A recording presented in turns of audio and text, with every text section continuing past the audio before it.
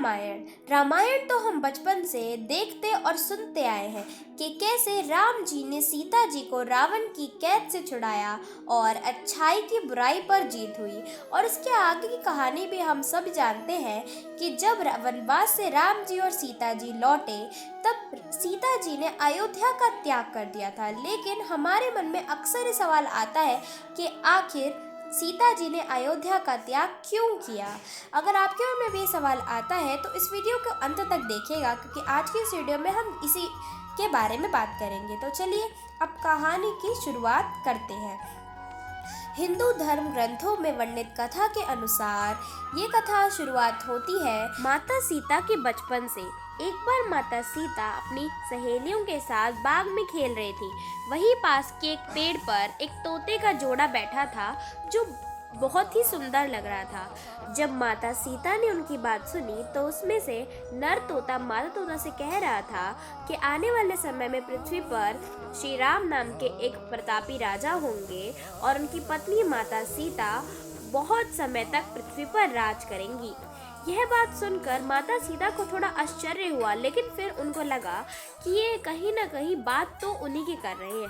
तभी उनके मन में जिज्ञासा हुई कि क्यों ना मैं इनको पकड़कर इन अपने भविष्य की और बातें जानूं, और उन्होंने अपनी सहेलियों से इन तोतों को पकड़ने को कहा।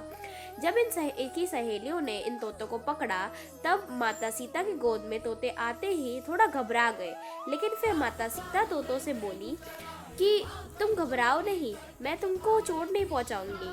कृपया तुम मुझे बताओ कि तुम कौन हो और ये सब कैसे जानते हो। तब नर तोता बोला कि महर्षि वाल्मीकि नाम के एक विद्वान ऋषि हैं, हम उन्हीं के आश्रम में रहते हैं। उन्होंने एक रामायण नाम के ग्रंथ की रचना की है जिसका पाठ वह हर रोज अपने शिष्यों को कराते हैं। उसमें ही लिखा है कि राजा दशरथ व महर्षि श्रम के द्वारा किए गए पुत्रेष्टि यज्ञ से प्रसन्न होकर विष्णु जी अवतरित होंगे श्री राम पृथ्वी पर बनकर, और फिर उसके कुछ समय बाद श्री राम लक्ष्मण और अपने गुरु विश्वामित्र के साथ माता सीता के स्वयंवर में जाएंगे और वहां पे शिव जी का धनुष तोड़कर उनके स्वयंवर जीतकर उनसे विवाह करेंगे। इसके बाद नरतोता बोला कि देवी, हमें जितना पता था हमने उतना आपको बता दिया, अब कृपया करके हमें जाने की आज्ञा दे। तब माता सीता को कुछ और जानने की जिज्ञासा हुई और वो नर तोते से बोली कि अब ये बताओ कि श्री राम दिखने में कैसे होंगे। तब नर तोता बोला कि श्री राम का मुख कमल के समान होगा और उनके नेत्र बड़े बड़े होंगे और उनकी गर्दन शंख के समान होगी। और वो कहने लगा कि इससे ज़्यादा मैं उनके गुणों का बखान नहीं कर सकता, क्योंकि उनके गुणों का बखान तो 100 मुख वाला मनुष्य भी नहीं कर सकता। और मैं ये कहूँगा कि वह जनक नंदिनी जानकी अर्थात सीता बहुत भाग्यशाली है जो उनका विवाह श्री राम से होगा।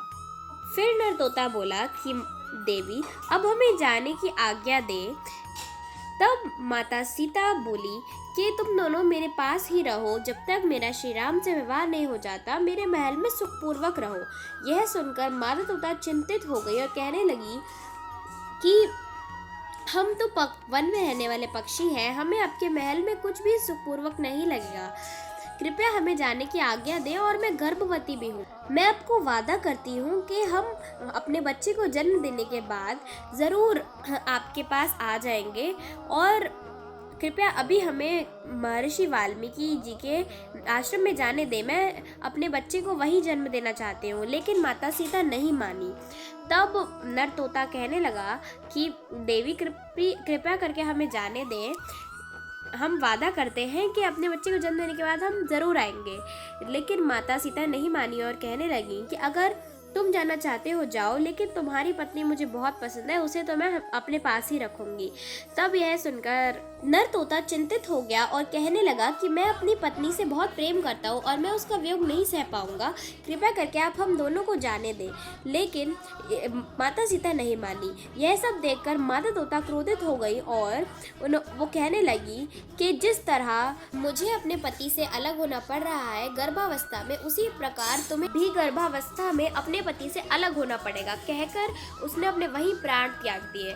और यह देखकर नर तोते भी कहने लगा कि सीते, मैं भी अभी अपने प्राण त्याग रहा हूँ, लेकिन देखना, मेरे कारण ही श्री राम तुम्हें त्याग देंगे और तुम्हें भी वियोग सहना पड़ेगा। और वहीं तोते ने भी अपने प्राण त्याग दिए। और उसके आगे कहानी तो दोस्तों हम सभी जानते हैं कि कैसे श्री राम ने सीता को त्यागा। और क्या आप जानते हैं कि जिस नर तोते ने अपने प्राण त्याग दिए थे, अगले जन्म में उसने ही धोबी बनकर जन्म लिया। और जैसे कि हमने सबने रामायण में देखा है कि वह धोबी ही माता सीता और श्री राम के अलग होने का कारण बना।